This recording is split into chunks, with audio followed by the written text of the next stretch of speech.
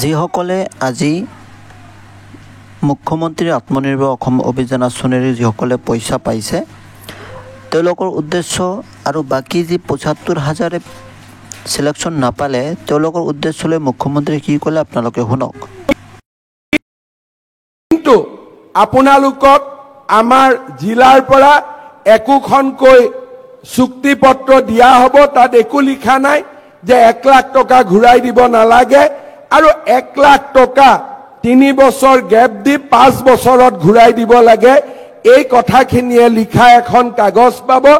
এই দুইটা কাম আপোনালোকে ১০ নৱেম্বৰৰ ভিতৰত সম্পূৰ্ণ কৰিব আৰু একজেক্টলি ১০ তাৰিখে আপোনালোকৰ বেংক একাউণ্টত অতিৰিক্ত ২৫,০০০ টকা আমি সোমাই দিম।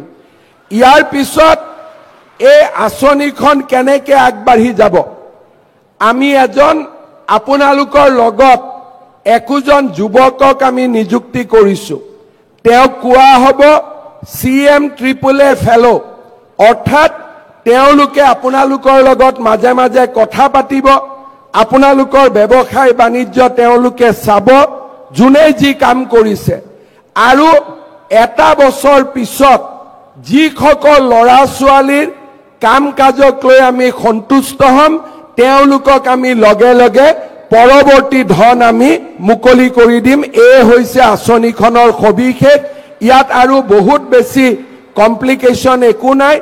আৰু যিজন ল'ৰা বা ছোৱালীয়ে আপোনালোকক মাজে মাজে দেখা সাক্ষাৎ কৰিব, চোৱা চিতা কৰিব, তেওঁলোকে ডাইৰেক্টলি আহি মোক বা বিমল বৰাক প্ৰতিবেদন দিব আৰু তাৰ ওপৰত ভিত্তি কৰি আমি পৰৱৰ্তী ধন আমি মুকলি কৰাৰ ব্যৱস্থা কৰিম।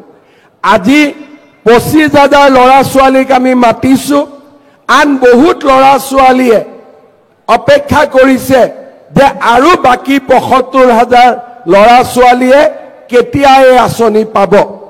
এই অহা মাহৰ ৫ অক্টোবৰ তাৰিখে আমি আবেদনৰ পৰ্টেল মুকলি কৰি দিম, যাতে আৰু ৭৫,০০০ হিতাধিকাৰীক আমি অতি সোনকালে এই ধন আমি মুকলি কৰি দিব পাৰোঁ। শ্ৰদ্ধাৰ যুৱক যুৱতী বন্ধু বান্ধৱীসকল, আমাৰ লক্ষ্য ২ লাখ ল'ৰা ছোৱালীক আমি সৃষ্টি কৰা। মোৰ প্ৰচেষ্টা হ'ব যে এই প্ৰক্ৰিয়া যদি সফল হয় পৰৱৰ্তী দিনত আৰু ১ লাখ যুৱক যুৱতীৰ বাবে এই আঁচনি আমি মুকলি কৰি দিব খুজিছোঁ। অৰ্থাৎ সৰ্বমুঠ ২ লাখ ল'ৰা ছোৱালীক আমি এই আঁচনিৰ জৰিয়তে আমি আত্মনিৰ্ভৰ অসমৰ ফালে লৈ যোৱাৰ বাবে আমি চেষ্টা কৰিম।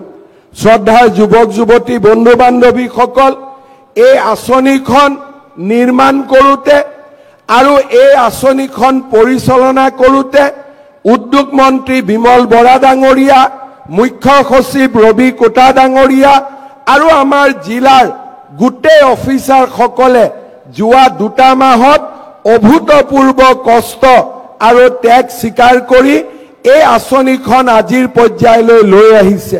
মই বিশ্বাস কৰোঁ যে অসম চৰকাৰৰ বিষয়া কৰ্মচাৰীসকলে এই আঁচনিৰ কাৰণে যিসকলে সিলেকশ্যন নাপালে তেওঁলোকক নেক্সট পৰ্যায়ত তেওঁলোকক সিলেকশ্যন কৰাৰ অতি সহজ আৰু পদক্ষেপ নিশ্চয় ল'ব। মুখ্যমন্ত্ৰী মহোদয়ে কৈছে, আপোনালোকে শুনিছে চাগে।